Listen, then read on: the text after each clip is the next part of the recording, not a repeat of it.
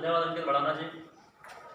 सबसे पहले मैं मंच पर उपस्थित सभी सम्मानित अतिथियों को प्रणाम करता हूँ। यहाँ पर आज शिक्षक सम्मान समारोह के अवसर पर जो हमारे रिटायर्ड अध्यापक आए हैं, मैं सभी के चरणों में प्रणाम करता हूँ। आज जैसा कि सभी लोगों को अवगत है कि हम लोग शिक्षक सम्मान समारोह मना रहे हैं। यह कार्यक्रम 5 सितंबर को होना था, लेकिन किसी कारण की वजह से डिले हो गया और हम आज यहाँ पर इस कार्यक्रम को मना रहे हैं, शिक्षकों का सम्मान कर रहे हैं। ज़्यादा मैं नहीं जानता, लेकिन जो शिक्षा है, जब तक हमारे समाज की शिक्षा व्यवस्था सही नहीं होगी तब तक हम ये जो हमारा सपना है देश को विश्व गुरु बनाने का या आत्मनिर्भर करने का, यह संभव नहीं है। आज हम किताबों में बहुत अच्छी अच्छी बातें पढ़ते हैं, लेकिन जब वही चीज़ हम ग्राउंड पे देखते हैं तो हमें समझ में आता है कि जो पढ़े लिखे लोग भी हैं वो भी कहीं ना कहीं सिर्फ और सिर्फ एक सपनों की दुनिया में जी रहे हैं, कल्पना की दुनिया में जी रहे हैं। क्योंकि हम एक गांव से निकल कर आते हैं और किताबों में अच्छी चीज़ें पढ़ते हैं, लेकिन उस गांव में उस चीज़ को हम लोग अभी ग्राउंड तक नहीं पहुंचा पा रहे हैं। अब ये जो गलतियां हैं, ये गलतियां कहाँ हो रही हैं? हम लोग कहाँ गलती कर रहे हैं, कहाँ गलती चल रही है? सभी बुद्धिजीवी लोग बैठे हुए हैं और सभी मुझसे बहुत ज़्यादा जानकारी रखते हैं। मुझसे पूर्व जो वक्ता है उन्होंने बहुत अच्छी अच्छी अभी बातें भी बताई और मुझसे ज़्यादा चीज़ों को बेहतर तरीके से समझाने का प्रयास भी किया। लेकिन जितना मुझे लगता है मैं उसके हिसाब से बताना चाहता हूँ कि जब तक हमारे देश का नेतृत्व सही नहीं होगा तब तक हम लोग बदलाव और बेहतर चीज़ों की कल्पना भी नहीं कर सकते। और ये जो नेतृत्व है, ये नेतृत्व की जब बात आती है तो हमारे दिमाग में एक नेताओं वाली छवि आ जाती है। जो नेतृत्व है वो नेतृत्व का मतलब नेता नहीं होता। नेतृत्व का मतलब अगर हम जो बच्चा है उस बच्चे को छोटी छोटी चीज़ों का नेतृत्व करना सिखाएं, अपनी समस्याओं से लड़ना सिखाएं और कैसे जिस जगह पर वो रहते हैं उन समस्याओं को समझकर उनको बेहतर करने का प्रयास करें। अगर ये हम लोग सिखाने का प्रयास करें तो आने वाले समय में मुझे लगता है वो अपनी समस्याओं के समाधान भी करेंगे और एक बेहतर राष्ट्र का निर्माण भी करेंगे। एक एग्जाम्पल मैं आपको बताता हूँ। जैसा कि अभी अंकित भड़ाना जी ने बताया भी कि सरकारी इंजीनियर की नौकरी छोड़ने के बाद मैं समाज सेवा कर रहा हूँ। मैंने बीटेक किया, एमटेक किया और एक गाँव से निकल कर किया जहाँ पर इंजीनियरिंग करना एक बहुत बड़ा सपना था। और जब सरकारी इंजीनियर में बना तो सरकारी इंजीनियर बनने के बाद वहां पर इतना अच्छा माहौल था, इतना ऐसा आराम था।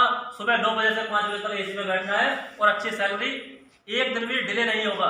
अगर 30 तारीख को सैलरी आ रही है तो 30 तारीख को ही आएगी।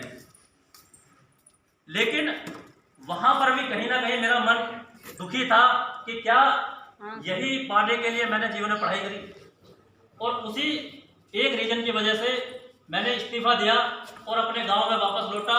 और लौटने के बाद ये प्रण लिया कि मैं अपने आसपास क्षेत्र के लोगों के लिए, आसपास क्षेत्र के बच्चों के लिए एक ऐसा रास्ता बनाकर हम लोग जाएंगे कि जो समस्याएं हम लोगों ने अपने समय में झेली है वो समस्या उनको ना झेलनी पड़े। और उसके लिए लगातार ये जो सूर्य शक्ति फाउंडेशन है, इस संगठन के बारे में आपको बताना देना चाहता हूँ। सबसे पहला जो हमारा विषय है गुणात्मक शिक्षा। गुणात्मक शिक्षा का मतलब है कम से कम बच्चा पढ़ने के बाद अपने पैरों पर खड़ा हो जाए। आज 5-5 हज़ार रुपए की नौकरी के लिए बीटेक, एमटेक, पीएचडी वाले इंजीनियर हमारे देश में घूम रहे हैं। क्या ऐसे ही हमारा देश विश्व गुरु बनेगा? आप सोच कर देखिए, कितना अच्छा लगता है बोलने में आत्मनिर्भर भारत और विश्व गुरु हम लोग बनेंगे। लेकिन अगर बीटेक, एमटेक, पीएचडी करने के बाद इंजीनियर 5,000 रुपए की नौकरी करेगा तो क्या देश विश्व गुरु बनेगा? तो पहला विषय हमारा गुणात्मक शिक्षा कि गांव के बच्चे जो होंगे वो कम से कम अपने पैरों पर खड़े हो सके, इस लायक उनको शिक्षा दें। दूसरा, स्वास्थ्य को लेकर हम लोग काम कर रहे हैं। अभी स्नेहा जी ने बताया भारत के एक छोटे से गांव से निकलकर अमेरिका तक का रास्ता तय किया है। सूर्य शक्ति फाउंडेशन की टीम के सदस्य हैं और ऐसी बेटी पर हमें गर्व है। लेकिन ये सिर्फ हमें एक गाँव में नहीं चाहिए, ऐसी बेटी हमें एक गांव में नहीं चाहिए, हमें गांव में, हर गांव में ऐसी बेटी चाहिए। ये हमारा संकल्प है और इसके लिए लगातार हम लोग काम कर रहे हैं। इसके अलावा रोजगार की जब हम लोग बात करते हैं, जितने भी जनप्रतिनिधि हैं या जितने भी लोग जिन्हें हम अपना नेता मानकर बैठे हुए हैं, 99% नेताओं की गारंटी ले सकता हूं कि रोजगार वाले मुद्दे पर आकर उन्हें खुद नहीं पता कि कैसे देश को आगे बढ़ाना है। और आज उसका यही एकमात्र रीजन है कि आप भारत की जीडीपी देखिए, आप भारत में रोजगार के हालात देखिए, आप भारत के वास्तविक माहौल को जानिए कि यहाँ पर किस प्रकार और कहाँ तक हमारा भारत पहुँच रहा है। इस चीज को समझना होगा कि हम लोगों को अपना नेतृत्व सही करना पड़ेगा। ज़्यादा मैं बात को नहीं बढ़ाऊंगा, बहुत ज़्यादा लंबी बातें मैं नहीं करूंगा, लेकिन इस बार गढ़मुक्तेश्वर विधानसभा से मैं भी प्रयास कर रहा हूं और अगर मुझे मौका मिलता है और आप लोग जो मेरे पिता तुल्य सम्मानित शिक्षकगण हैं, मैं आपके बीच ये वादा करता हूं कि अगर मुझे आने वाले समय में मुझे मौका मिलता है इस गढ़मुक्तेश्वर विधानसभा का नेतृत्व करने का, तो वास्तव में मैं वो काम करके दिखाऊंगा कि उत्तर प्रदेश की मॉडल विधानसभा गढ़मुक्तेश्वर विधानसभा होगी। किसी पार्टी से मिल जाओ। अभी मेरे एक सम्मानित शिक्षकगण ने मेरे जो सम्मानित शिक्षकगण है उन्होंने एक बात बताई, पार्टी। देखिए, भारत के संविधान में किसी भी जगह पर पार्टी का कोई खास जिक्र नहीं है। उम्र 25 साल होनी चाहिए, भारत का नागरिक होना चाहिए और हमारा नेतृत्व करने की उसमें योग्यता होनी चाहिए। ये बात हमें समझनी होगी। हम लोग पार्टीबाजी में इतने क्यों बटे हुए हैं? क्या इस देश को पार्टियां चला रही हैं? इस देश को व्यक्ति चला रहे हैं और हमें को व्यक्ति देखना होगा। ये व्यक्ति क्या योग्य है? ये व्यक्ति क्या हमारी जनता का नेतृत्व कर सकता है? ये व्यक्ति क्या हमारे बच्चों के लिए बेहतर भविष्य कर सकता है? शायद उस दिन हम लोग वास्तव में विश्वगुरु बनेंगे और इस देश को आत्मनिर्भर भी करेंगे।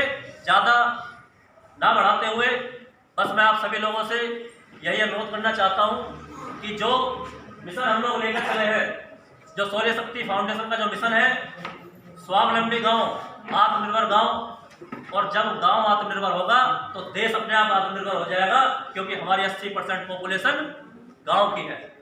तो ये बात हमें समझनी होगी कि जब तक शुरुआत नीचे से नहीं होगी तब तक ऊपर से बैठकर कुछ नहीं होने वाला। और सभी का आशीर्वाद लेते हुए मैं अपनी बात को समाप्त करता हूँ। जय हिंद, जय भारत।